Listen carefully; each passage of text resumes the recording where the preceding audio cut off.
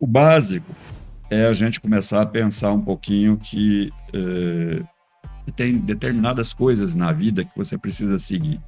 Você tem que fazer alguns sacrifícios. Você não pode viver assim como se a vida fosse terminar amanhã. Ela não vai terminar amanhã.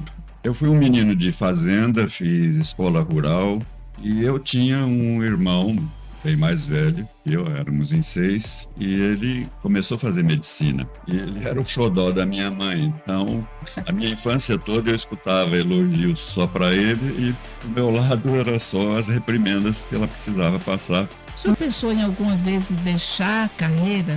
Nunca pensei.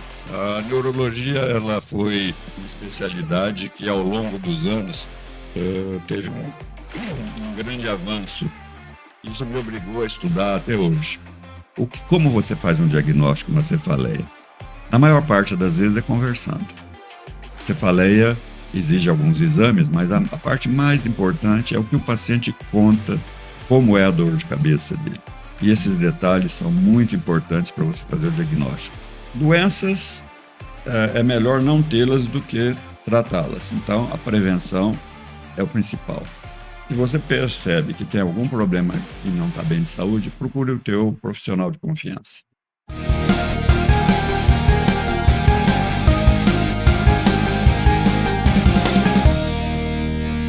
Olá, sejam todos muito bem-vindos a mais um episódio de Hora a Mais com Lourdes Estrosiati. E hoje já quero deixar para você que nós temos o nosso patrocinador oficial, Móveis Plaza, tudo para sua casa. E, como vocês sabem, todas as quarta-feiras nós temos um momento muito especial. Um momento de trocas de ideias, entrevista, um bate-papo, opiniões e também muita motivação. Eu digo agora, chegou o momento de Vozes de Sabedoria.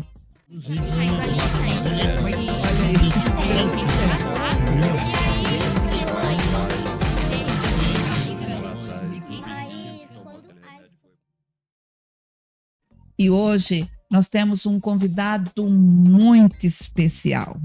E eu digo assim, é um privilégio, porque ele tem uma trajetória impressionante. Com mais de 35 anos de atuação na medicina, ele se especializou em neurofisiologia clínica, dedicando sua carreira para entender as condições cerebrais, memória. Então, você vai gostar muito de estar conosco para esse bate-papo. Eu estou dizendo desse nosso convidado especial, que é um neurologista, Dr. José Antônio Meneguzzi. E eu digo, Dr. Meneguzzi, é um prazer receber o senhor aqui hoje e seja muito bem-vindo. O prazer é meu, uma honra. Agradeço o convite e adiantando já os meus votos para que você seja bem feliz nessa nova iniciativa. Tenho certeza que vai dar certo, tudo que você faz dá certo. Opa, que bom, doutor, fico muito feliz. E dizendo mais uma vez para o senhor dessa alegria, esse privilégio de tê-lo aqui conosco, nós temos um presente para o senhor, que é essa caneca que está aí na sua frente. Essa é do nosso patrocinador Capricho, que sempre nos proporciona o nosso convidado. Capricho personalizados. Muito obrigado. Doutor, mais uma vez eu queria até dizer assim, uma alegria imensa de estar recebendo o doutor, porque já fui paciente dele também. Me ajudou muito em uma área da minha vida. E quero então dizer para você, antes de iniciarmos falando topicamente com o doutor, eu queria perguntar para você, que está aí agora, você sabia que o estresse do cotidiano pode afetar não só a sua memória, mas também a sua capacidade de se concentrar e até de lidar com dores de cabeça e testa? Você já parou para pensar nisso? Outra coisa, eu quero dizer, ao longo da nossa conversa, da nossa entrevista, vai ter revelações surpreendentes para você. Como um simples hábito do seu dia a dia pode te afetar para pior ou pode afetar para melhor. Então eu quero que você fique conosco até o final, que vai ter algo interessante para você. E para dar início ao nosso bate-papo, a nossa entrevista com o nosso convidado hoje, Dr. Meneguzzi, eu quero começar com uma pergunta para ele. Doutor, para começarmos, eu quero que você fale um pouco sobre você, principalmente com tantas áreas para serem seguidas, por que a neurologia? Bom, eu fui um menino de fazenda, fiz escola rural em Sertãozinho, São Paulo, e eu tinha um irmão bem mais velho que eu, éramos em 6, e ele começou a fazer medicina. E ele era o xodó da minha mãe, então a minha infância toda eu escutava elogios só para ele e pro meu lado era só as reprimendas que ela precisava passar para uma criança que estava crescendo. Isso, na verdade, não foi o que me aproximou da medicina, mas de alguma forma despertou aquele desejo de superar essa dificuldade, né, essa rivalidade que existia. E eu fui para a cidade, depois me separei logo cedo da minha família, morar em pensão, fazer ginásio, que era naquela época. E depois, no ginásio, um belo dia, estava chegando na época de decidir que vestibular fazer, eu optei por medicina. Veio uma coisa assim, uma intuição, nunca tinha pensado em fazer. Eu consegui passar no vestibular difícil da Faculdade de Medicina de Ribeirão Preto, da USP, e me formei. E quando estava no 6º ano, nos estágios que a gente fazia, os colegas do estágio de neurologia, os residentes, fizeram me deram um certo incentivo para que eu fizesse neurologia. Eu sempre fui um pouco estranho, um pouco tímido demais e talvez com alguns traços de autismo. E nessa época eu aceitei o desafio, porque naquela época a neurologia era considerada uma especialidade muito difícil e com muito pouco resultado. Você fazia diagnósticos muito difíceis, mas os tratamentos eram muito poucos. Então era um desafio. E eu aceitei e gostei, e fiz os 2 anos de residência e mais iniciei um 3º ano de pós-graduação.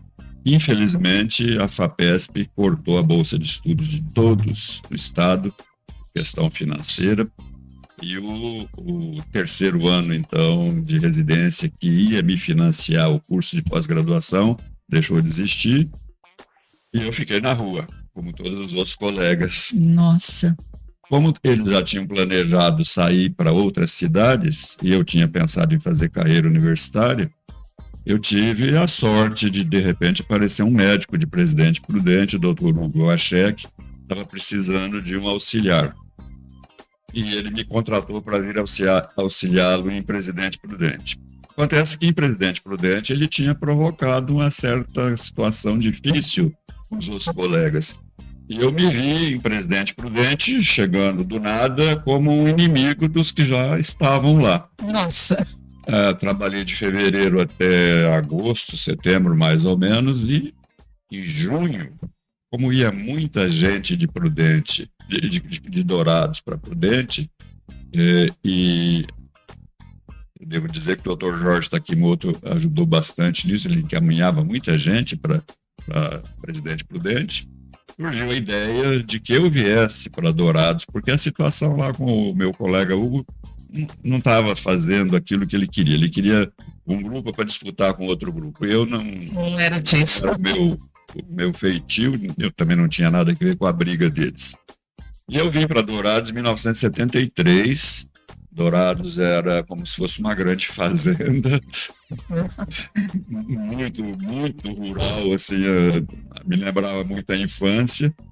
E a gente tinha que começar do nada, a gente não tinha neurologia é uma especialidade que requer muito equipamento e a gente não tinha nada, só a cabeça. Diagnóstico clínico e Só de ouvir. Exame muito bem feito, completo, e aqueles casos em que a gente tinha que encaminhar para fora era um problema, porque nem em Campo Grande existia muito recursos e nem em Prudente. A primeira tomografia que apareceu foi em Presidente Prudente, foi 10 anos depois. E a gente tinha que fazer coisas aqui que a gente não estava preparado. Uma pergunta para o senhor. Quando estudante, né, ali ainda, o senhor tinha que trabalhar ou tinha quem o custeava? E como era essa rotina de estudo? A pergunta eu faço porque eu tenho certeza que tem muitos seguidores nossos que de repente vai querer, eu quero ser um neurologista. Como que era essa rotina, doutor? Eu tive alguns colegas que precisaram trabalhar. Alguns já eram até casados e tinham filhos. Mas eu tive a sorte de ter o meu pai, que ainda conseguia me sustentar. Mesmo porque na faculdade de medicina o tempo era integral. De manhã cedo até a noite, e você não tinha condição de trabalhar, a não ser nos primeiros anos de faculdade, você não pode nem dar plantão, porque você não tem conhecimento para isso. No 6º ano eu consegui um plantão no hospital e consegui terminar o curso, até que surgiu essa situação de ter que abandonar o sonho de carreira universitária e vir para a vida prática. Mas eu não tive, uma profissão que me sustentasse. Meu pai que arcou com as dificuldades todas, ele também não era uma pessoa, minha família não era uma pessoa que tinha condição financeira, pudesse sustentar sem sacrifícios. Sim, teve sacrifício. Fizeram a parte deles. Doutor, durante esse período já ali formado e depois faz especial, o senhor pensou em alguma vez em deixar a carreira? Não, nunca pensei. A neurologia, ela foi uma especialidade que ao longo dos anos teve um grande avanço. Isso me obrigou a estudar até hoje. Até hoje eu estudo regularmente. O cérebro era, e ainda é um órgão pouco conhecido, mas o que se sabe hoje em dia, e se comparar ao que eu aprendi na escola, a distância é enorme. Então isso sempre atrai, pelo menos quem é interessado no assunto, quem gosta de estudar. Você não consegue largar, você pega e está sempre tendo mais desafios. Todo dia acontecendo coisas novas, que às vezes desmancham aquilo que você já pensava que era daquele jeito. É outra coisa agora. Quer dizer, uma resposta acaba trazendo uma outra pergunta, essa pergunta vai exigir uma outra pesquisa, uma outra resposta vai aparecer. Eu nunca tive nenhum impulso para abandonar a profissão, felizmente. Que bom, graças a Deus, né? Bom para nós. Eu imagino que tenha muitas pessoas que estão nos acompanhando agora que são seus pacientes. Doutor, eu gostaria de saber o que te motivou a estar nessa neurologia, que já falou um pouco, mas são 35 anos, né, de profissão. Não sei se estou errado, me corrige. Na verdade, são 51 anos que eu estou aqui em Dourados. Nossa. Mais 3 anos de residência, são 54. Olha isso, olha que honra para nós, né, ter uma pessoa com tamanha experiência. E durante, então, esses 50 e poucos anos aí atuando, o que o senhor fez para adquirir tanto respeito dentro desse universo da medicina? Bom, eu não sei o que você está atribuindo a mim uma certa qualidade, mas o que eu fiz? Eu fiz aquilo que todo médico deve fazer. Eu procurei ser o mais honesto possível na profissão, procurei obedecer tudo o que o Código de Ética manda, eu procurei ser humano e ver essa pessoa que está na minha frente não como um cheque que é o portador, tentar descobrir qual é o sofrimento dessa pessoa valorizar a consulta, não fazer consultas apressadas, escutar o paciente. Aliás, eu costumo dizer que médico tinha que ter 2 orelhas bem grandes e uma boca bem pequena, para escutar muito e falar pouco, para não falar besteira. Principalmente deixar o paciente contar as coisas. E tive sorte de ter me dado bem na especialidade, quer dizer, a minha maneira de entender a neurologia, eu devo confessar, nos primeiros 2 anos foi muito difícil.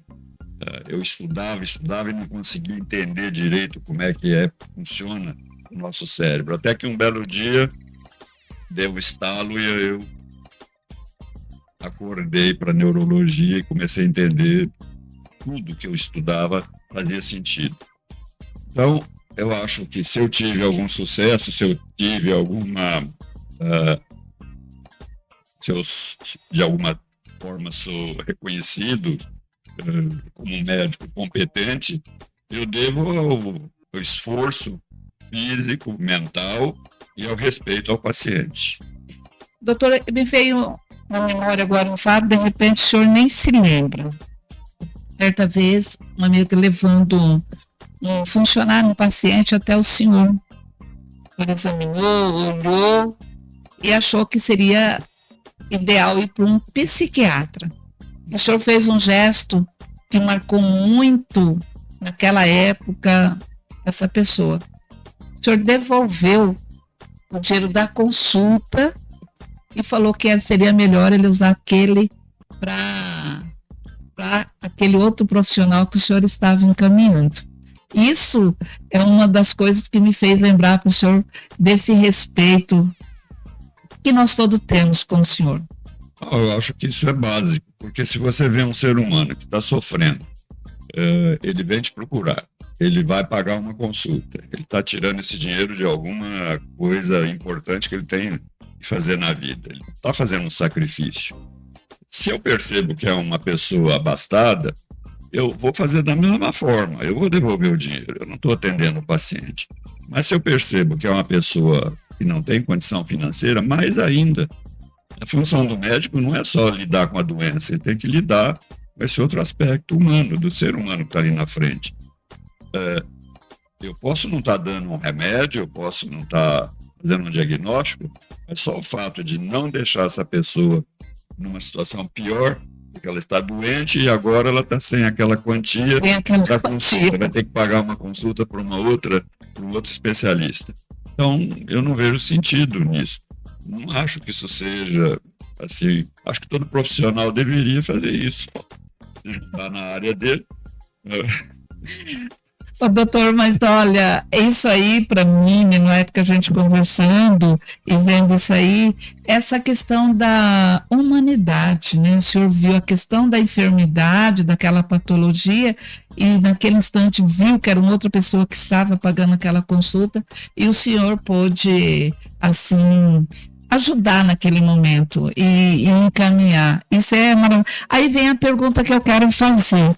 Qual a maior qualidade que um médico, sendo mais um neurologista, precisa ter para se destacar dentro desse ramo?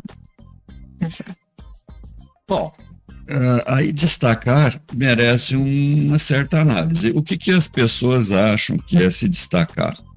É você adquirir uma posição social? É você ganhar muito dinheiro? Porque tem gente que acha que se destacar na profissão é você ser bem-sucedido financeiramente. E tem outras maneiras de você se achar bem-sucedido. Eu me acho bem-sucedido, não financeiramente, mas porque quando você começa a receber pacientes que são parentes de outros colegas, isso já é um sinal que você está sendo bem visto pelos colegas que eles te consideram. Então, isso é uma das maneiras da gente sentir que está, de fato, cumprindo a missão. Do ponto de vista de sucesso, a gente não faz medicina visando isso. A gente faz medicina visando o bem-estar do paciente, acertar um diagnóstico, que às vezes pode ser muito difícil, fazer o sofrimento dessa pessoa diminuir o máximo possível e, se for o caso, se você não puder fazer muita coisa, pelo menos servir de um apoio, de um amparo, de uma esperança para essa pessoa, para que ela continue lutando com uma doença que seja crônica e de difícil resolução. O sucesso de um médico depende de trabalho, dedicação, bom senso, humanidade, principalmente pensar que ele podia estar do outro lado da mesa. Nossa, que lindo isso aí. O fato de pensar, olha, essa é uma pergunta, uma resposta, pensar que ele poderia estar do outro lado. E dentro dessa perspectiva, todos esses anos, doutor, de trabalho, tem algum caso, alguma patologia que marcou a vida do senhor, que até o senhor lembra, puxa, aconteceu aquilo lá e teve uma resolução? Tem, poderia partilhar conosco? Quando eu cheguei aqui em Dourados, havia 27 médicos na cidade.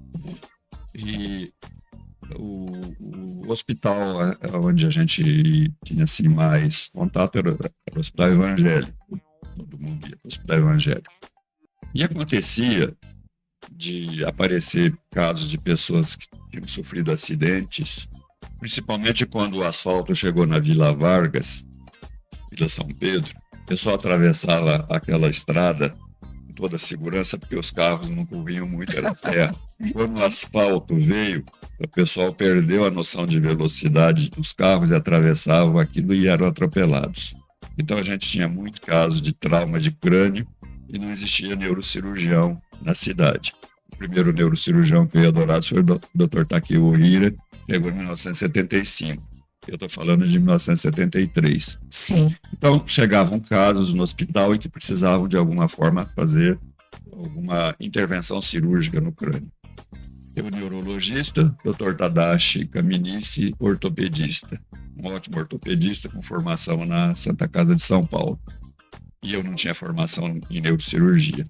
Então, o Tadashi entrava na cirurgia de alguém que já estava com a cabeça toda arrebentada, às vezes saindo pedaço do cérebro, ou às vezes aquele buraco cheio de estrume de cavalo, porque ele levou um coice no meio de um estábulo, ou que seja. A gente tinha que limpar, tirar os pedaços de osso e fazer o melhor possível para a pessoa poder depois ser encaminhada para Campo Grande, para que chegasse viva até lá. Se não se fizesse isso. Então, eram situações que aconteciam, de repente, a gente era chamado para o hospital e tinha que enfrentar. Mesmo não sendo cirurgião, tinha que fazer isso. Isso era um desafio muito grande, incluindo até responsabilidade profissional de você fazer alguma coisa para que você não é preparado. Mas aí, no caso, era para salvar uma vida. E outras vezes a pessoa chegava com a cabeça fechada, ela tinha um trauma craniano fechado, mas tinha um hematoma subdural, quer dizer, uma bola de sangue debaixo do osso, entre o cérebro e o osso, e que vai crescendo, e se você não drenar, a pessoa em poucas horas vai a óbito. E a gente tinha que fazer, então, uma trepanação. Eu dizendo para o Tadashi onde que ele devia fazer o furo e ele fazendo a parte mecânica da cirurgia. Misericórdia. Era uma coisa difícil. Medicina de guerra. Então, isso marcou muito para vencer as dificuldades. Então, no consultório, eu não tenho mais dificuldade de receber um paciente, mesmo que ele tenha uma doença de difícil diagnóstico. A gente vai atrás. Eu já passei por coisas muito piores. Então, hoje em dia, com os recursos que a medicina tem, com o progresso que a neurologia teve, se tornou menos estressante. Mas a medicina, a neurologia, qualquer outra especialidade, ainda necessita dessa dedicação, e as coisas estão também de um jeito em que cada especialidade foi subdividida em subespecialidades. Verdade. Então você vai ter um ortopedista que só trata de ombro, ou que só trata de joelho, o neurologista que só trata de dor de cabeça, o outro que só trata de epilepsia, o outro que só trata de doenças autoimunes. Então, quando você começa a ver o paciente por uma parte fragmentado, é um pouco perigoso. Você perde o essencial da medicina, que é ver o paciente como um todo. Não. Então, às vezes, Pode ser que eu tenha tido algum sucesso, porque eu tenho sempre procurado ver a pessoa como um todo, independente do que ele esteja me contando. Que interessante, eu sou testemunha disso, isso é muito bom. Então, já pensando, doutor, a questão dos estudos da medicina moderna, o senhor acha assim que avançou?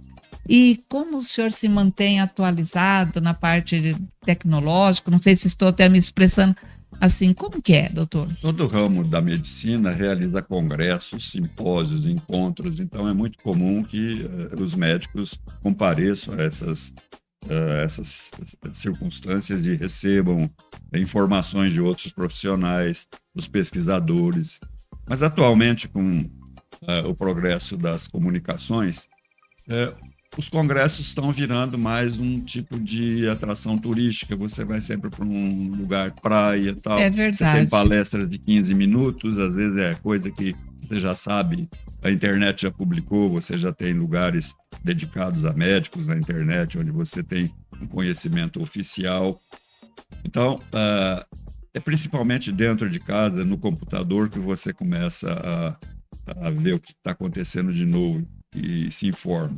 Quando você tem que fazer coisas que exigem atos, cirurgiões que fazem procedimentos, aí não basta você estar no computador. Você tem que ir para um lugar onde tem o seu tutor, tem um professor que vai te ensinar o procedimento. A medicina está ficando muito complicada. Você tem robôs que estão fazendo cirurgia. E agora tem a inteligência artificial. Eu estava conversando ontem com um professor da UFGD e ele estava me dizendo, a gente estava conversando sobre esse assunto. A inteligência artificial acerta mais do que o médico, o diagnóstico. Nossa! 60% contra 40 e poucos por cento dos diagnósticos. Acontece que ele estava dizendo, bom, mas quem programou a inteligência artificial? Foram médicos. Foram pessoas que programaram. A inteligência artificial não veio do nada. Então, o simples fato de você se sentar à frente de um computador e escrever teus sintomas e ele vai te dar uma lista de diagnósticos, não quer dizer que ele vai te dar um diagnóstico. Você tem que ter alguém que vai interpretar aquilo para saber se aquele diagnóstico, de fato, é coerente com aquilo que se apresenta. Pode ser que ele diga que aqueles sintomas correspondem a uma doença que só existe lá nas Filipinas, na Ásia. Aqui não tem, mas está lá no teu diagnóstico. Então você vai ter que saber decidir o que é que o sujeito tem, independente da inteligência artificial tá te dando todas as informações, ela não diz exatamente se é aquilo para você. Então você tem que continuar estudando, você tem que continuar separando o joio do trigo. Ela facilita muito os processos, os procedimentos diagnósticos, né? Hoje em dia por exemplo, você faz uma colonoscopia, já é uma maneira invasiva. Você tem que introduzir um aparelho no intestino da pessoa, ele tem que ser sedado, existem riscos do procedimento, mas você pode engolir uma pequena câmera do tamanho de um comprimido bem grandão, e ela tem uma lente, ela tem luz, ela tem uma memória, e ela desce da tua boca até o terminal, gravando tudo que está lá dentro, e você pode fazer diagnóstico sem machucar a pessoa. Você tem outros tipos de avaliação à distância, uma ressonância magnética, vê o teu cérebro em fatias de tudo quanto é jeito que você quiser, tem que você expõe a pessoa a um trauma físico. É desagradável ficar dentro daquele aparelho fechado e tal, mas os procedimentos de diagnóstico estão ficando cada vez mais sofisticados.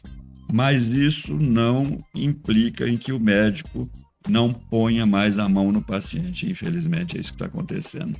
As consultas médicas estão resumindo a uma situação como nós dois estamos aqui. Eu estou aqui, você está aí, e eu não encosto em você, a gente só conversa, você me conta o que você tem, e eu acho o que você tem. O médico tem que olhar, tem que sentir o cheiro, ele tem que ver as atitudes, né? Eu tive um professor de pediatria, professor Voisky, ele dizia que naquela época que o médico, para saber que diarreia que a criança tem que cheirar o cocô da criança. Olha Porque aí. cada tipo de bactéria pode dar. E existem doenças. Na minha área, Parkinson, por exemplo, a pessoa pode ter diferença do odor do suor anos antes de desenvolver o Parkinson. Isso até é uma história interessante, porque é a mulher de um paciente que descobriu isso. Ela descobriu que ele tinha um odor diferente, ficou durante um tempo, e depois ele desenvolveu o Parkinson, e ela, conversando com os médicos, contou isso para os médicos. Eles foram fazer um teste. Pegaram vários pacientes com Parkinson, misturados com outros que não tinham, botaram atrás de um biombo, e ela do lado de cá, sem ver essas pessoas, se aproximava e ia sentir o cheiro de cada um. Ela acertou 80%. Olha. Pelo cheiro. E lá na época da Segunda Guerra, tifo, né, a febre tifoide, também era diagnosticada por cães treinados para sentir o cheiro do paciente que tinha febre tifoide. Então a gente pode dizer para o pessoal, olha, tem as coisas modernas que estão acontecendo, mas isso não significa que o humano vai ser descartado. Continua sendo imprescindível para ter o diálogo assim como nós estamos tendo. Doutor, mas agora nós vamos mudar um pouquinho de assunto. Você que está nos acompanhando, já ouvimos falar sobre o doutor, quem é o doutor Meneguzzi, que estudou as experiências que já teve, mas nós temos que dar continuidade. E o tema que nós vamos falar agora, eu acredito que tem afetado, que afeta milhares de pessoas em todos os dias. Talvez é uma condição que até você possa estar passando nesse momento. E nós vamos falar agora sobre a cefaleia. Doutor, imagino que muitas questões que pacientes que chegam até você falam sobre cefaleia. Mas o que significa esse termo, cefaleia? Bom, cefaleia é dor de cabeça. Céfalo é a palavra, a origem dela, latina, é cabeça. Cefaleia é dor de cabeça. Existem quase 200 tipos de dor de cabeça, de cefaleia. Nossa. Existe uma sociedade internacional de cefaleia, existe uma sociedade brasileira de cefaleia, que publicam livros com como você faz um diagnóstico na cefaleia. Na maior parte das vezes é conversando. A cefaleia exige alguns exames, mas a parte mais importante é o que o paciente conta, como é a dor de cabeça dele. E esses detalhes são muito importantes para você fazer o diagnóstico. Então, cefaleia é dor de cabeça, mas não é qualquer dor de cabeça. Existem cefaleias que são complexas, cefaleias que são banais, cefaleias que são perigosas. Então, quando você vai falar sobre cefaleia, você tem que ter uma certa classificação. E essas classificações, o profissional tem, e à medida que o paciente conta, aí o médico fala, essa cefaleia X, Y, é isso. A principal é isso. Uma cefaleia pode ser primária, quer dizer, ela é a própria doença, não existe uma causa assim, visível para ela, e você tem as cefaleias secundárias. Por exemplo, você bateu a cabeça, você vai ter uma dor de cabeça, uma cefaleia por trauma. Você tem uma meningite, você está com uma infecção, inflamação em volta do cérebro, ou uma meningoencefalite, vai ter dor de cabeça, é uma cefaleia, mas é uma cefaleia que tem uma causa. As cefaleias primárias são as mais frequentes no consultório, né? Então, delas, a migrânia, a enxaqueca é uma das mais comuns, a cefaleia de tensão também é uma das mais comuns. Existe uma outra um pouco mais rara, que seria cefaleia em salvas. E a gente tem, assim, em clínica, a gente pode dizer, a cefaleia mista, a pessoa tem a parte de enxaqueca e a parte de tensão misturada. E eu acho que o que existe mais de dor de cabeça hoje em dia é a cefaleia de ressaca, porque o consumo de álcool está tão grande, as pessoas bebem tanto. Eu imagino que tem muita gente que no dia seguinte está com aquela dor de cabeça. Aí tem que procurar o doutor Meneguzzi. Procura geralmente o hospital, né? Já procura o hospital, toma alguma coisa. Ô, doutor, e quando tem pessoas, às vezes a gente, né, tem esse costume de ir tomando remédio. Quando o remédio não funciona mais, tem algum tratamento assim que é aconselhado? Lourdes, dor não é normal. Dor é um aviso do teu organismo de que alguma coisa não está bem. Você tem um paciente que chega no teu consultório e diz: eu tenho, às vezes eu já até falo, eu tenho enxaqueca faz 10 anos. E aí você vê que a enxaqueca está sempre a mesma história, aquela dor de sempre, é o mesmo jeito de se desenvolver, você fica tranquilo. Agora, quando ela diz, era uma enxaqueca assim, assim, assim, e mudou o jeito da dor, você tem que investigar.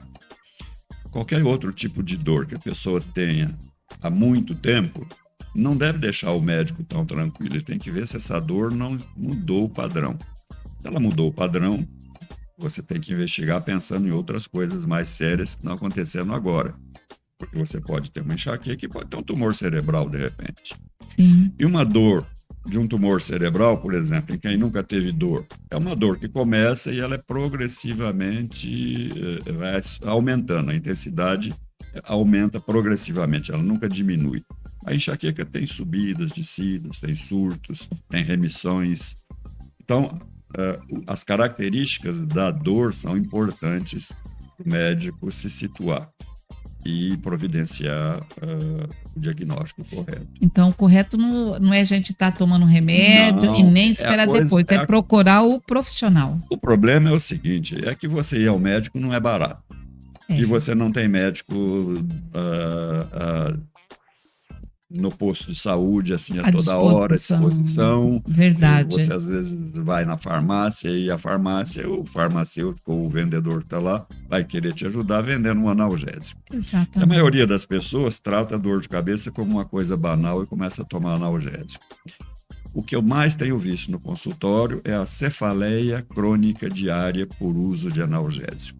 Quer dizer, uma dor de cabeça crônica há muitos meses, mais de 4 semanas já é crônica, diária, e porque a pessoa toma analgésico. E começou como? Começou com uma dor que dava de vez em quando, a pessoa tomava lá um remédio, passava. E sem perceber, essa dor foi começando a aparecer com maior frequência. O prazo entre as dores foi se encurtando, e a pessoa tomando um analgésico. Sem perceber, ela começou a induzir um círculo vicioso. O próprio remédio que você toma hoje vai induzir a dor de amanhã. E esse tratamento é dificílimo. Em 2022, a Sociedade Alemã de Cefaleia publicou um guideline, quer dizer, uma recomendação para os médicos alemães, que o que você deve fazer quando você tem isso. 2% da população da Alemanha tem essa cefaleia crônica diária por uso de analgésico. E o tratamento é complicado, o índice de recaída é muito grande, é a coisa mais difícil que você tem hoje em dia para tratar. Porque você vai dizer para o paciente, você não pode tomar analgésico, e ele está com muita dor de cabeça. Então você tem que dar um tratamento preventivo, esperar esse tratamento preventivo começar a funcionar, demora semanas, e nesses intervalos ele vai ter um remédio que se chama um analgésico de resgate. Ele vai usar quando ele não está aguentando mais. E você tem que usar, às vezes, medicamentos que são complicados, que são os corticosteroides, que dão muitos efeitos colaterais. Então, é uma dor de cabeça das mais frequentes e tudo por desconhecimento da população. Então, eu queria dizer aos nossos seguidores, olha, e de repente você está tomando remédio aí, a torto e a direito, vou dizer assim que às vezes a gente faz. Você pode estar criando uma doença pior para você. E, doutor, eu quero perguntar para o senhor a questão do uso do computador, do celular, que a gente fica muito tempo, e com isso a gente ouve dizer, fico com muitas dores de cabeça. Existe algo que pode ser feito nessa questão, nessas condições, doutor? Existe. Do ponto de vista assim, de causalidade. Bom, as pessoas que estão usando computador ou celular, uma grande parte delas já pode ter uma tendência a ter, por exemplo, enxaqueca. Se calcula que 45% das mulheres entre 25 e 40 anos têm enxaqueca. Essas pessoas que têm enxaqueca são sensíveis à luz. Se você fica com uma tela brilhando na sua frente o dia inteiro, isso vai ter um fator de precipitação de uma dor de cabeça do tipo enxaqueca. É a questão postural. Você fica com o celular geralmente inclinado, a cabeça fletida para frente, e essa posição pode induzir tensão na musculatura cervical, você vai ter uma dor de origem muscular, uma cefaleia de tensão, que pode vir misturada com enxaqueca. Quando você está lendo, quando você está diante de uma tela, o piscar dos olhos diminui muito. Então, quando a gente está conversando, você vai piscando sem perceber. Quando você está lendo, ou quando você está diante de um celular ou de uma tela de televisão ou de computador, você pisca muito menos. Olha. E isso faz com que você não lubrifique a sua córnea, porque a cada vez que você pisca, a pálpebra vem, pega a lágrima que está aqui embaixo e vai lavando, vai umidificando a córnea. Então, isso também é um fator de precipitação, de irritação e dor. Então, tem a luminosidade, a posição e a tendência que a pessoa tem. Do ponto de vista de tensão, se a pessoa não tem predisposição para enxaqueca, mas é um indivíduo tenso, que está na frente do computador resolvendo um problema muito difícil, toma mais desse outro fator. Ele está luz nos olhos, está piscando menos, está numa posição desconfortável, que não é ergonômica, como se diz, e além disso está tenso. Ele tem um abacaxi para resolver ali na frente dele. Isso vai acabar desencadeando dor de cabeça. Então, os horários em que as pessoas fazem isso. Tanto que hoje em dia está se discutindo essa questão de 6x1 aí, se vale a pena trabalhar tanto e descansar pouco. Se, na Europa, isso já tem países que tem condição financeira para fazer isso. Não sei se nós vamos ter isso. E o que fazer, então, doutor, agora? Bom, que medida? A questão é dividir o seu dia em pedaços em que você possa fazer as coisas e dar intervalos.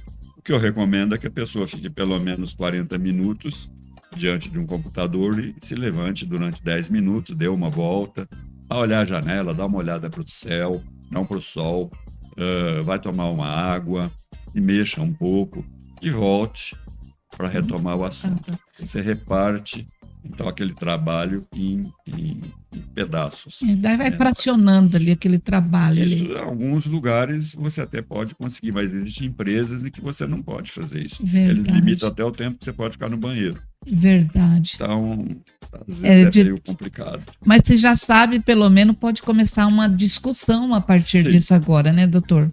E eu tenho uma pergunta que eu acho assim, que é interessante para os nossos seguidores. A questão da dor de cabeça, doutor, com depressão. Há uma correlação nisso aí ou não? É um sintoma da depressão. A depressão você pode... Existem tabelas, os psiquiatras podem usar para classificar o grau de depressão ou até mesmo para o diagnóstico de depressão. Você tem que ver que depressão não é só tristeza. Tristeza, às vezes, é normal na vida e a pessoa não está com depressão porque ela está triste, né? Ter sido luto, por exemplo, Sim. É uma tristeza normal. Ele começar a durar muito tempo, se começar a ter complicações, aí você pode dizer que se transformou numa depressão. A depressão pode causar dor porque ela tem que ver com modificações bioquímicas cerebrais. Existem substâncias que os neurônios usam para se comunicar entre si, que a gente chama de neurotransmissores, e eles estão em níveis desequilibrados. São vários neurotransmissores, são várias regiões do cérebro. Na verdade, isso ainda nem é muito bem conhecido. A gente nem sabe direito por que antidepressivo funciona. Porque aumenta a serotonina. Não é bem isso. É também, mas não é bem isso. Então, tem muita coisa que a gente ainda não sabe.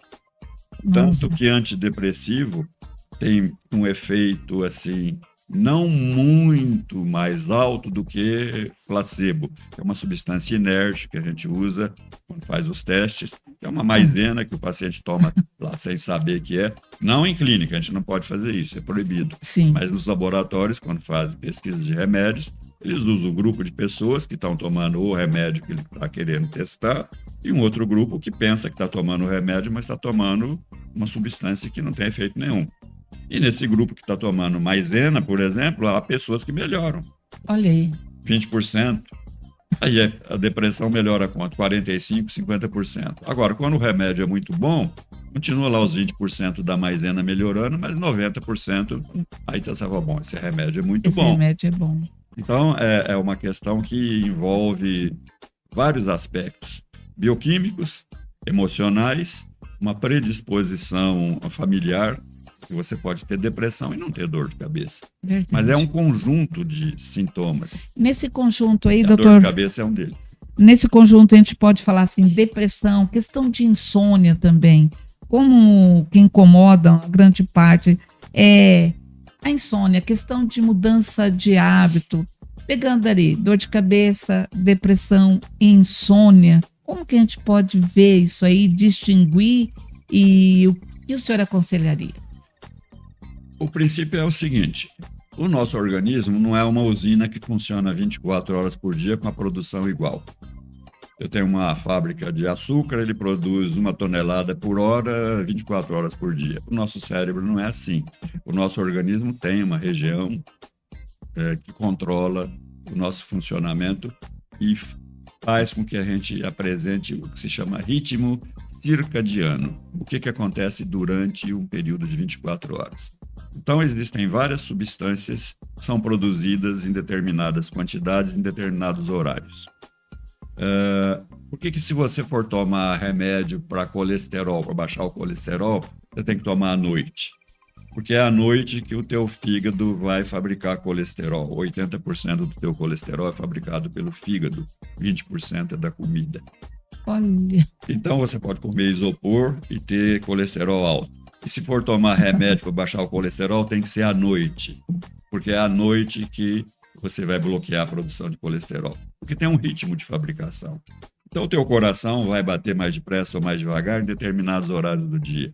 Tua temperatura corporal vai ser mais alta ou mais baixa em determinados horários do dia. É mais alta às 13 horas, é mais baixa às 4 da madrugada. E a tua respiração também, sudorese também, os outros hormônios também, a testosterona, o estrogênio, tudo no organismo é uma dança, é um sobe e desce. Isso tudo, o sono principalmente. O sono tem o que se chama arquitetura do sono. Você tem vários graus de sono. Você tem sonolência, depois você tem o sono leve 1, sono leve 2, você tem o sono 3, o sono 4, que é o estágio mais profundo, e que você dorme meia hora, 40 minutos, o ladrão entra na tua casa, rouba tudo e você não escuta nada. Aí depois você quase acorda, o teu eletroencefalograma se transforma num ritmo que parece que você está acordando, mas você está tendo o primeiro sonho da noite. A gente sonha 5, 6 vezes ou mais à noite e não sabe. O primeiro sonho é curtinho, depois você aprofunda o teu sono de novo, depois você sonha de novo, depois você aprofunda o sono de novo. Então é um sobe e desce que tem um ritmo. Tudo no nosso organismo tem esse ritmo. Então, se você está trabalhando demais, se você não tem horário para dormir, se você não tem horário para se alimentar, você vai ter dor de cabeça, você vai ter insônia porque o teu ritmo está diferente. Se você dorme demais depois do almoço, e é bom que durma um pouquinho depois do almoço, esse costume que vem lá desde a Espanha, a siesta, na Itália também existem estabelecimentos particulares que fecham na hora do almoço. Né? Maravilhoso. Mas tem que ser 40 minutos. Por mais de 40 minutos vai atrapalhar o sono da noite. E existem pessoas que geneticamente são predispostas a dormir pouco. Existem famílias em que a pessoa dorme 4 horas por noite e está ótimo. Existe a fase da adolescência em que o adolescente dorme demais. Aí você fala, esse cara é um vagabundo, é um preguiçoso, está dormindo o dia inteiro. Não, ele precisa dormir. Na adolescência, você pode dormir 12 horas por dia. Olha. E é normal. Doutor, nós falamos bastante sobre a cefaleia e eu imagino que muitos que estão nos assistindo podem estar pensando. Você deve estar pensando, ok. Mas aquelas dores de cabeça que vêm junto com lapso de memória? Pode estar perguntando. Isso nos leva a um tema que preocupa não só o paciente, mas também seus familiares, a memória. E o nosso patrocinador oficial, Móveis Plaza, tem a seguinte pergunta: quais são as causas mais comuns da perda de memória em adultos?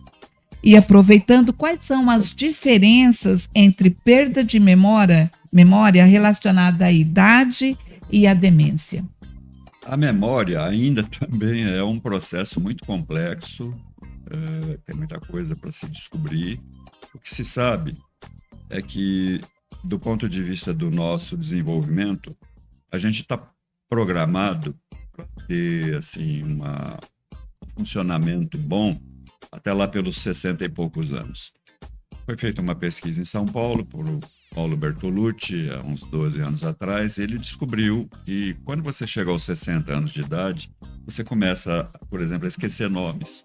80% das pessoas saudáveis aos 60 anos começam a esquecer nomes, onde guardou objetos, o número de um telefone que você tinha. Bom, na época da pesquisa você tinha que clicar, agora você aperta um botão, o telefone já vai aparece. automático. Mas se você tiver um número com vários algarismos, você se atrapalha. Se você já contou uma história para alguém, ela fala, você me contou isso ontem. Ou você repete uma pergunta várias vezes ao dia. Ou você sai à rua e pergunta, bom, eu tenho que ir no mercado, para cá ou para lá, para onde é mesmo? Ou eu falo o nome de uma pessoa, Pelé. Você já viu o Pelé na tua mente. E tem gente que não vem a fisionomia. Você está conversando, você está dando uma aula e de repente uma palavra está na ponta da língua e não sai, você fica apavorado. Você sai à rua, eu já falei, a questão de localização espacial, e tem também a questão de você estar no meio de uma conversa e virar para outra pessoa e dizer do que a gente estava falando mesmo. Verdade. Isso são coisas comuns que acontecem ao redor dos 60 anos, que são próprios do nosso envelhecimento. São as alterações cognitivas relacionadas ao envelhecimento. Então você pode classificar esse tipo de situação de perda de memória em transtorno cognitivo leve, transtorno cognitivo moderado ou transtorno cognitivo severo, dependendo de quanto isso está afetando a tua vida.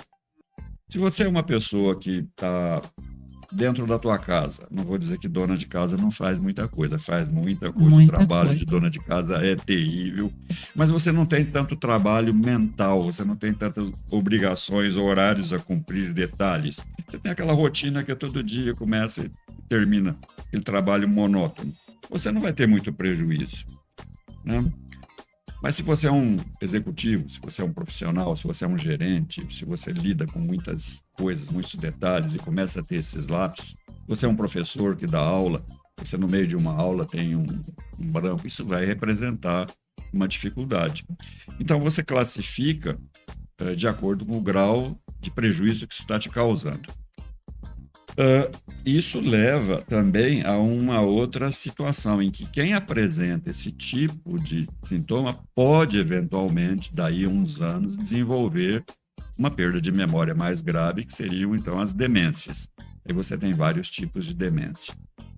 Você tem a demência de Alzheimer, você tem a demência vascular, você tem a demência mista, que é uma mistura de Alzheimer com demência vascular. Vascular é quando você tem vários pequenos infartos, derrames cerebrais. Você tem demência por corpos de Levy, que parece uma doença de Parkinson. Você tem doença que na Europa começou a ser chamada da vaca louca, né? Uma doença por prion, uma demência. Você tem demência frontotemporal, que aquele ator americano famoso, Bruce Willis, tem, agora está saindo na internet. Então, vários tipos de demência que são doenças graves. As perdas de memória que a gente tem em pessoas mais jovens, geralmente são relacionadas ao estresse. Certo. A irregularidade de sono, de alimentação, é o tipo de vida que a pessoa tem. Exageros de bebida, quer dizer, se você leva uma vida bem regrada, você vai ter menos dificuldades com a memória. Mas existem famílias que também têm uma predisposição à dificuldade de memória, com qualquer idade. Então, do ponto de vista de evolução na clínica, no dia a dia, o que a gente vê são pessoas que se queixam, às vezes, de memória. Você faz todos os exames e não descobre nada de orgânico. É uma coisa que está relacionada ao estilo de vida. Mas, por outro lado, se você vê que nós somos uma população ainda muito dispar, muito diferente, aquelas pessoas que têm uma alimentação muito pobre, elas podem ter uma deficiência muito grande de vitamina B12, por exemplo, que está na carne e na gema do ovo e em raríssimos outros alimentos, que são alimentos mais caros e que às vezes a população não tem. Ou a pessoa tem uma dificuldade de absorver. Ela pode comprar esse alimento que tem B12, carne, mas ela não absorve a B12, porque a B12 precisa passar do estômago, do intestino para o sangue, se ligando a uma substância que se chama fator intrínseco. E com a velhice a gente vai perdendo isso também. Então a deficiência de B12 também pode levar à perda de memória. Vitamina D também pode estar implicada nisso. E as outras doenças, você pode ter hipertensão, diabetes e tudo mais que leva a alterações do funcionamento cerebral. Então, a perda de memória é um assunto complexo e que precisa ser visto de uma maneira assim, num contínuo, que vai desde uma coisa normal, trivial, até uma coisa que pode ser muito grave. E mais complexa. Aí eu insisto em falar com nossos seguidores. Escute, nós precisamos de profissionais. Não podemos estar aí vendo. Mas, doutor, eu vejo que essa preocupação das pessoas cada vez está assim, mais recorrente. As pessoas estão muitas vezes em busca de soluções. Mas também eu vejo hoje em dia que muitos querem prevenir. Existe algum aconselhamento que o senhor poderia nos dizer como prevenir para evitar tudo isso aí, doutor? Todas as referências que a gente tem sobre como prevenir alterações na memória, elas implicam em, primeiro, o sedentarismo. Então, todo mundo recomenda que você se mexa. Segundo, você tem que ter uma vida assim, rica de estímulos. Você precisa ler, você precisa se interessar por outros assuntos, você precisa ter uma vida social, você precisa ter amigos, você precisa conversar com pessoas, você tem que ter alguém com quem conversar, se divertir, quer dizer, não é só trabalhar. Você precisa ter uma alimentação sadia, a alimentação mediterrânea. Quer dizer, eu costumo dizer, olha, não fica ligando para isso. Quanto mais colorido for o teu prato, melhor. Se você tiver várias cores no teu prato, você está comendo bem, né? Desde que não seja um exagero também. Isso, vale a pena pensar, nada de exagero, né, doutor? Aliás, as experiências mostram que para a gente sobreviver é passar fome. Quem passa fome e não morre, sobrevive mais. Isso foi feito já em laboratório. Os ratinhos que tinham comida à vontade engordavam e morriam logo. Os ratinhos que quase estavam morrendo de fome sobreviveram muito mais. E os seres humanos também. É difícil você ver o brasileiro recordista mundial agora de idade, é um cearense, 112 anos, saiu esses dias. Ele é magro. Verdade. É muito difícil você ver alguém gordinho sobreviver. Então, essa situação implica em você ter fatores nutricionais, as doenças que você pode evitar ou controlar, diabetes, hipertensão, as doenças degenerativas que te obrigam a tomar muitas medicações também facilitam o desenvolvimento de demência. E algumas coisas esquisitas que acontecem que a gente não sabe explicar. Por exemplo, quem tem artrite reumatoide tem menos propensão à demência. Olha. Da mesma maneira que quem fuma tem menos tendência à doença de Parkinson. Porque não se sabe. Também não estou recomendando. Comece a fumar. Você vai morrer antes de câncer de pulmão e outra coisa. Não vai ter Parkinson, mas pode ter outra coisa. Não vai chegar lá para ter Parkinson. Mas Verdade. são coisas que a medicina ainda não sabe. Nossa. Então, quando você não sabia antigamente o que fazer, não tinha muito remédio, você mandava o sujeito que tinha dinheiro fazer uma estação de águas. Olha vai para que Caxambu, chique. vai para Araxá, vai para Serra Negra, vai para aqueles lugares onde tradicionalmente as pessoas... Existiam hotéis, existia até cassino, já houve na época lá do... Olha. Né, que a pessoa ia fazer estação de águas, ficava lá no bem bom, voltava muito bom. Daí um mês começava tudo de novo. Hoje em dia é impraticável você fazer isso. Mas também ter uma certa disciplina de trabalhar e ter períodos de descanso. Porque existem pessoas que simplesmente não param de trabalhar e isso contribui também para um esgotamento mental e um prejuízo da memória. Sim. E com danos mais lá para frente. O que se sabe é que existe um estado inflamatório. Esse estado inflamatório no organismo pode ser medido pela dosagem de algumas substâncias, que não vale a pena a gente entrar aqui em detalhes. Sim. Mas quando você vai ter, por exemplo, um paciente que vai ter demência, Esses dias o professor Ricardo Nitrini andou falando na televisão, num programa do Dr. Khalil, que é o cardiologista famoso lá do Sírio-Libanês, tem. Na verdade, o Alzheimer começa 10 anos antes de você ter sintomas. É um estado inflamatório e que vai evoluindo. O Parkinson também começa uns 10 anos antes de você começar a ter sintomas. Então, esse estado inflamatório é que a medicina ainda precisa estudar, lidar, pesquisar, saber como evitar. E essas coisas todas ainda tem muita divergência. Por exemplo, fazer palavra cruzada. O Paulo Bertolucci, lá da Unifesp, em São Paulo, que é o especialista em Alzheimer, ele diz, se você fizer palavra cruzada, você vai ficar com as 500 revistinhas de palavra cruzada, você vai fazer todas as palavras cruzadas de cor e teu Alzheimer vem do mesmo jeito.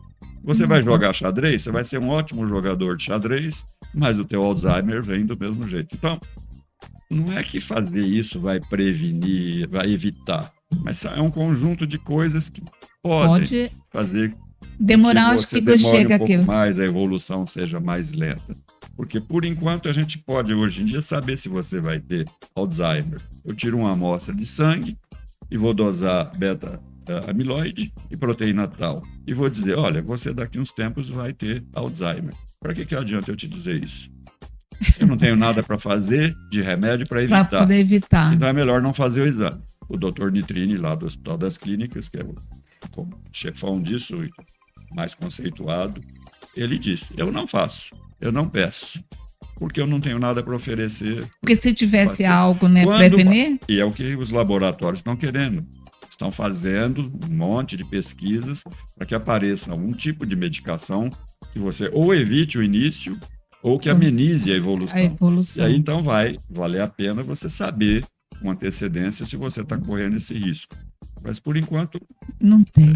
É aumentar a ansiedade. É verdade. Doutor, durante a pandemia, nós vimos um momento significativo da doença, né? Afetou a saúde mental. E muitos dizem que por conta dessa pandemia acabou afetando diretamente a memória. Como a saúde mental e emocional, eu diria, nessas duas perspectivas, pode afetar a memória? Bom, já existe uma série de estudos mostrando depois da... Agora, bom, a pandemia ainda não acabou, né? Na verdade, ela está assim um pouco por debaixo do pano, mas ainda tem muita gente... A mídia não está mostrando muito. Não, mas ainda tem muita gente com coronavírus e com resultados graves ainda. É evidente que naquela época da pandemia, esses fatores de isolamento e a pressão econômica que aconteceu deixou muita gente sob o estresse extremo. Então, houve um aumento terrível dos casos de ansiedade, síndrome de pânico, depressão. Quem já tinha algum transtorno mental piorou muito. Verdade. E quem não tinha começou a apresentar. O medo de pegar a doença, o medo de morrer, porque estava vendo que o vizinho, que até ontem estava vivo, de repente foi para o hospital e morreu. Voltou no outro dia num caixão. Quer dizer, foram casos terríveis.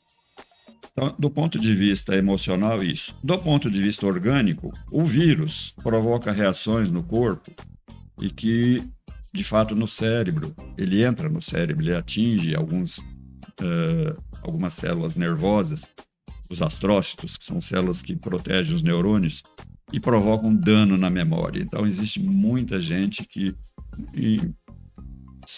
Em Londres, existia antigamente aquela neblina que eles chamavam de fog, F-O-G, fog, aquela neblina. Então, disseram que a gente fica nesse estado de fog, existe uma turvação da mente depois que você tem a doença, a Covid.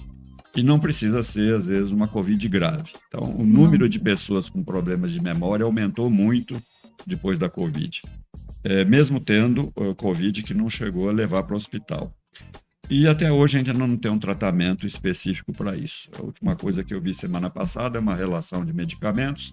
Existe medicamento antidepressivo e alguns outros medicamentos que não é o caso de falar aqui, porque tudo isso ainda não é cientificamente comprovado, mas a gente percebe no consultório pacientes que tiveram a vida completamente mudada depois disso por uma perda das funções executivas. O sujeito fazia as coisas de uma maneira assim automática, ele dava conta de gerenciar um estabelecimento comercial ou uma profissão, ele se dava muito bem, e agora, depois da Covid, ele tem muita dificuldade de fazer aquilo que antes era natural. Então, a memória é muito afetada, a própria resistência física. Também. Além da memória, você tem fraqueza, você tem cansaço fácil, você tem dores articulares. Em neurologia, são 35 sintomas que podem aparecer depois da Covid. Em clínica geral, mais de 150 sintomas que você pode carregar para o resto da vida depois de ter tido uma Covid. Então, o correto é procurar o profissional e contando, igual o senhor falou, né? Não é, às vezes, ler lá no computador e achar que já o diagnóstico está pronto, né? Mas ir contando. E agora, mudando um pouco o foco, você que está nos seguindo até agora, mas ainda dentro desse universo das funções cerebrais, vamos falar de algo que muitas vezes é diagnosticado apenas na infância, mas que vem ganhando muito espaço no contexto adulto. Nós vamos falar agora sobre o TDAH. E eu volto novamente para o doutor e diz, doutor, quais os sintomas mais comuns em TDAH em adultos? O transtorno de déficit de atenção e hiperatividade já é citado em alguns livros desde 1800 e pouco, é uma coisa conhecida. Era desconhecido, mas aí os pesquisadores foram descobrir que já existe na literatura médica muito antiga, principalmente sobre crianças. O adulto, ele tem uma sintomatologia muito diferente da criança.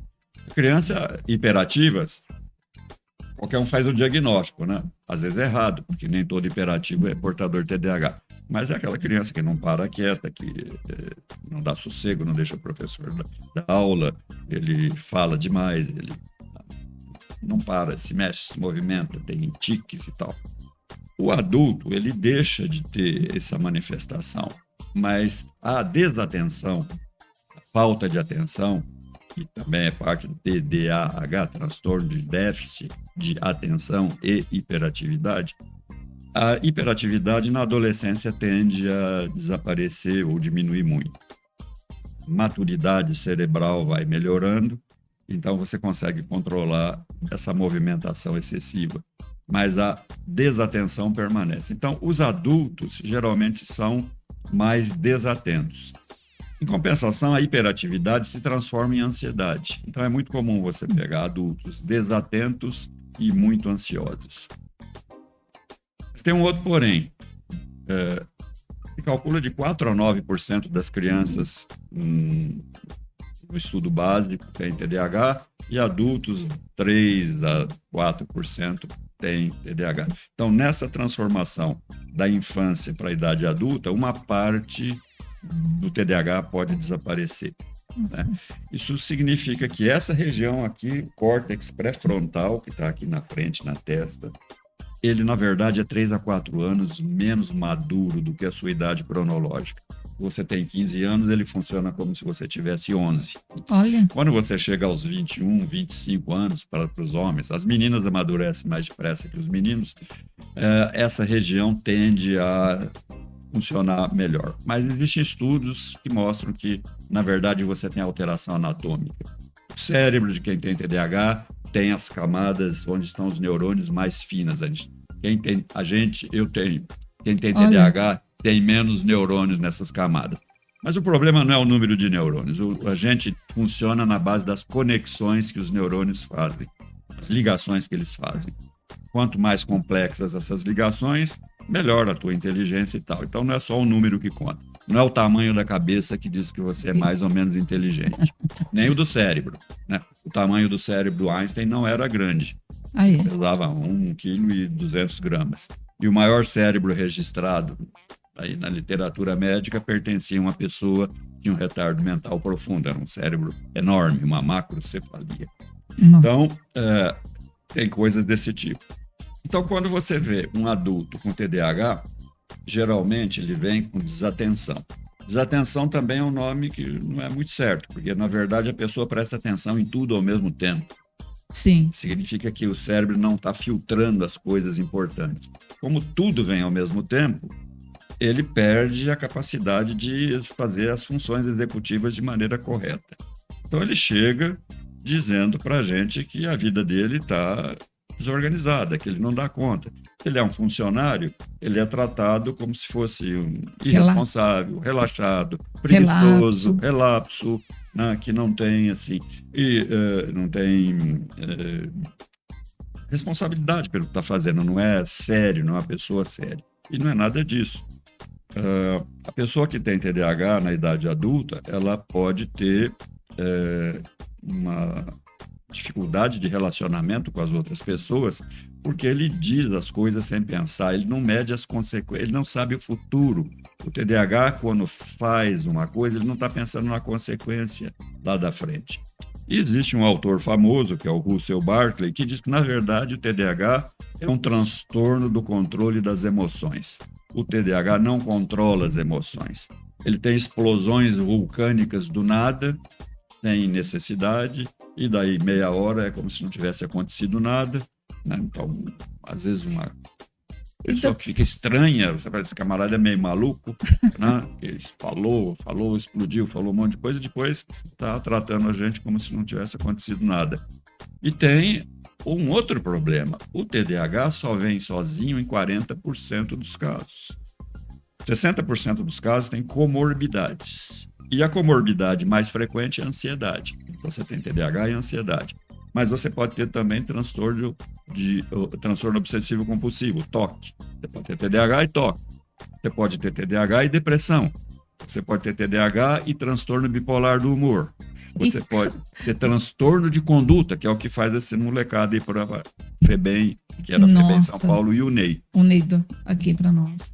E para diagnosticar isso aí, como que a pessoa chega? Não, eu preciso procurar um profissional ou alguém que vai ver, um familiar? Como que é, doutor? O que mais acontece é diagnóstico apressado e errado. Isso tem que ser visto com muito cuidado. Você tem que tirar uma história clínica bem tirada. Se você puder, se é um homem ou uma mulher que vem, você tem que conversar com o cônjuge. Se ele é casado, você tem que fazer uma entrevista com ele. Se é uma criança, você tem que conversar com os professores, com o pai, com a mãe. Então, tem que haver um histórico muito bem documentado. Você tem que ver na Sociedade Brasileira de Déficit de Atenção, existem algumas tabelas que você pode usar, um questionário que a pessoa... Na internet está cheio de questionários sobre isso. Você responde e o médico vai, baseado nessas perguntas, fazer uma triagem, dizer, bom, pode ser que o que você tenha seja um TDAH. Mas o diagnóstico mais preciso é uma avaliação feita em várias etapas por um neuropsicólogo. Você tem que fazer uma avaliação neuropsicológica. São feitas por profissionais da área da psicologia que têm treinamento em aplicação de testes. E esses testes, que são vários e são demorados e não são baratinhos, vão fazer o diagnóstico. Porque é muito fácil você sentar, falar, é assim, assim, assim, né? Isso é hiperativo. E lá vai uma receita de uma medicação. Então, esses diagnósticos apressados costumam dar muito errado. Porque, às vezes, o TDAH não é o principal problema da pessoa.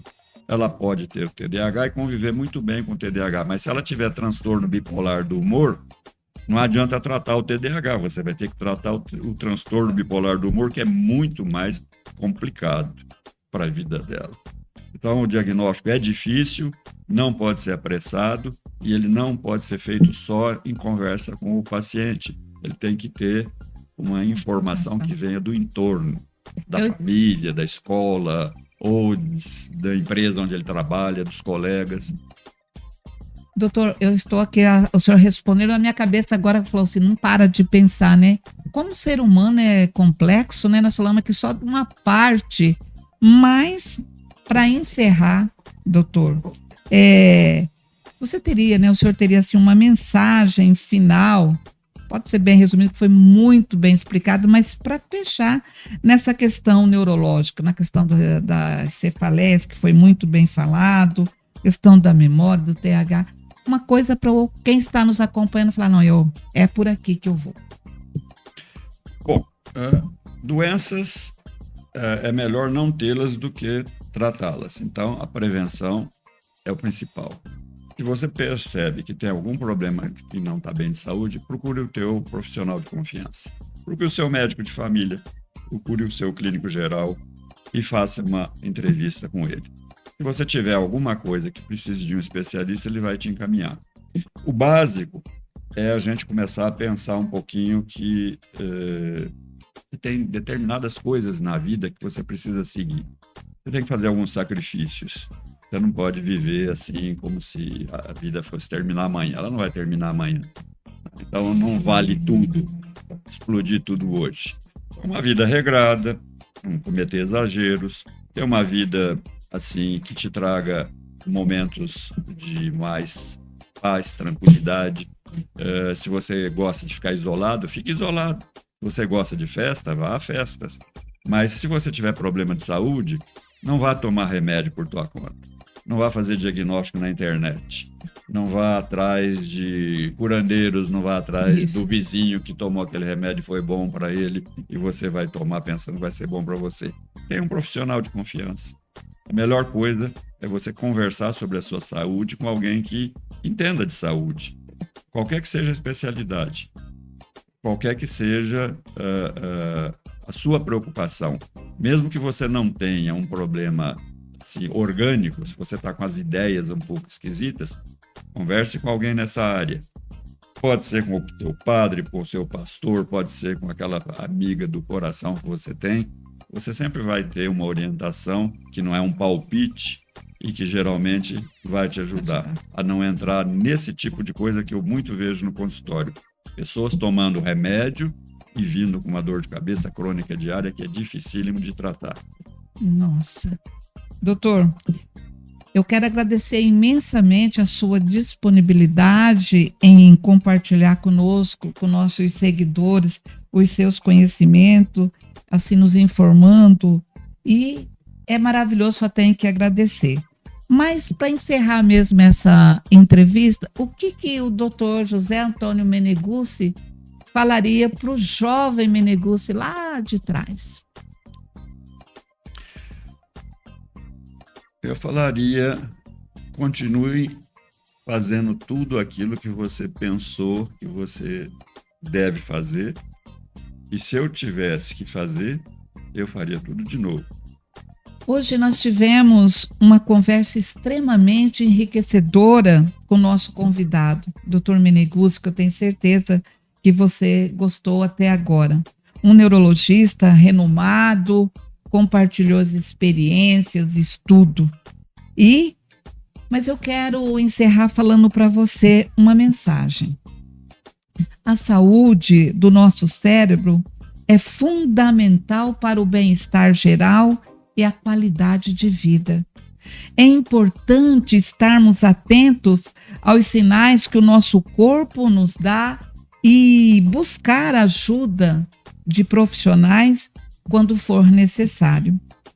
Nunca subestimem a importância de cuidar a mente. Assim como nós cuidamos do nosso corpo, a mente também faz parte e precisamos dar uma atenção especial. Lembre-se de que a prevenção e o cuidado contínuo são as melhores maneiras de garantir uma vida saudável e plena. Se você ou alguém que você conhece está enfrentando desafios relacionados à saúde neurológica, não hesite em procurar orientação médica, como foi bem dito pelo nosso convidado hoje, Dr. Meneguzzi. E quero agradecer por estar nos acompanhando e seguindo comigo, com a nossa equipe, esse projeto. Cuide da sua mente, cuide do seu coração e cuide o corpo na sua integralidade. Quero agradecer mais uma vez o Dr. Meneguzzi por este episódio que foi cheio de informações e aconselhamentos da vida, de vida. Fica também os agradecimentos a toda a equipe do programa Hora Mais com Lourdes Struziatti e, de um modo especial, nosso patrocinador oficial Móveis Plaza e os demais patrocinadores. E você que nos acompanhou até agora, fique conosco sempre. Minha amiga Lourdes, eu agradeço profundamente, lisonjeado pelo convite, honrado pela gentileza de me convidar. Espero não ter decepcionado e desejo para você todo sucesso nesse seu novo empreendimento. Tenho certeza que será um sucesso. Doutor, obrigado, foi um prazer. Prazer foi todo meu.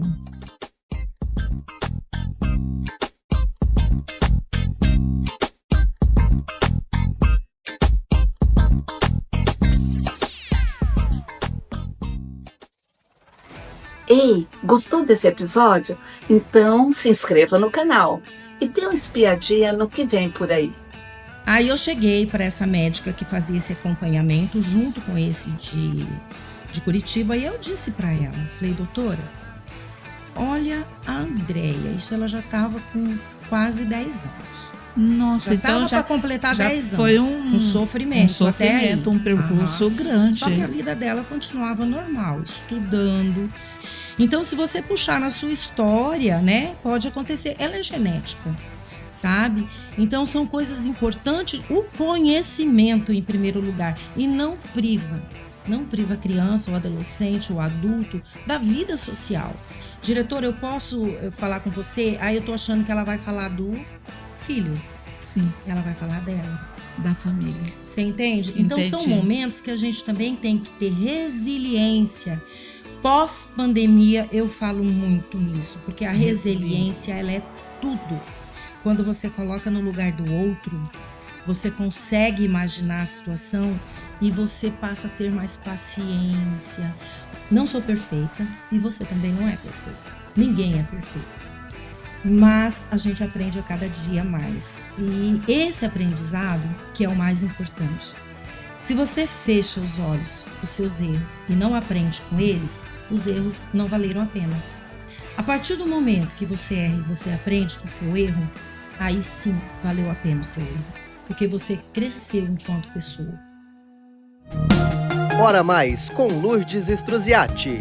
Oferecimento: Móveis Plaza, a sua casa vai amar. Capricho, criatividade, qualidade e inovação. Inovar, transforme seus sonhos em conquistas. Projeporan, sua parceria no campo e nos negócios. Ideal, o material ideal para sua construção é aqui. R1 Modas, aqui a exclusividade é você.